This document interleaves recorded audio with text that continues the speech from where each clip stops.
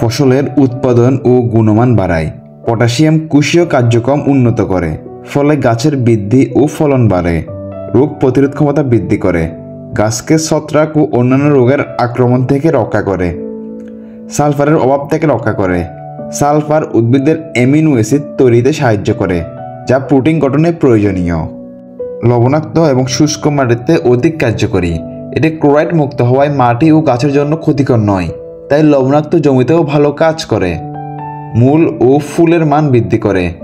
আলু, টমেটো, তরমুজ, অন্যান্য ফলের রং, স্বাদ, সংরক্ষণ ক্ষমতা বাড়ায়।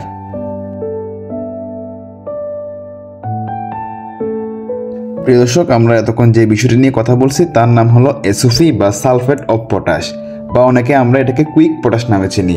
ভিডিও এই সুবিধার্থে আমরা স্পানি কোম্পানির র্যাপিড পটাশ ব্যবহার করতেছি। আপনারা যে কোনো ভালো মানের কুইক পটাশ বা এসওপি ব্যবহার করতে পারেন। আসসালামু আলাইকুম, কৃষানি তারুণ্যের নতুন একটি ভিডিওতে সবাইকে জানাই স্বাগতম। প্রিয় দর্শক, আজকে আমাদের আলোচনার বিষয় হলো কুইক পটাশ বা র্যাপিড পটাশ।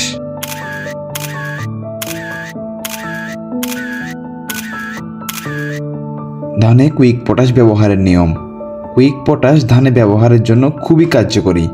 এটি ধান গাছের সঠিক বৃদ্ধি ও ফলন বৃদ্ধির জন্য খুবই দরকার।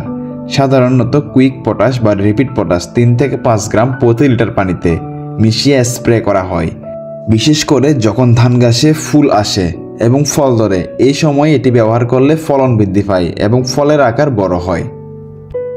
প্রিয় দর্শক, সবজি জাতীয় ফসলে কুইক পটাশ ব্যবহারে পটাশের অভাব পূরণ হয় এবং পুষ্টি দ্রুত শোষিত হয়।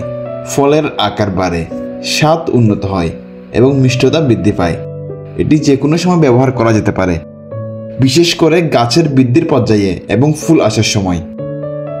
তাছাড়াও ফল জাতীয় ফসল যেমন আম, আপেল, নারকেল ইত্যাদিতে কুইক পটাশ বা র্যাপিড পটাশ ব্যবহারে ফলন বৃদ্ধির পাশাপাশি গাছের রোগ প্রতিরোধ ক্ষমতা বৃদ্ধি পায়।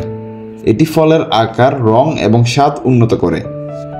প্রিয় দর্শক, আমরা কুইক পটাশের একটি সিরিজ নিয়ে আসবো, যেখানে আমরা আলোচনা করব ধানে, সবজি জাতীয় ফসলে এবং ফল গাছে আমরা কীভাবে কুইক পটাশের সর্বোচ্চ ব্যবহার করতে পারি এই সম্পর্কে।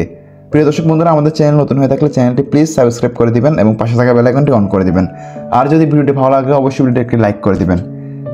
সুপ্রিয় দর্শক বন্ধুরা, আপনাদের সাথে দেখা হচ্ছে নতুন কোনো ভিডিওতে নতুন কোনো টপিক নিয়ে।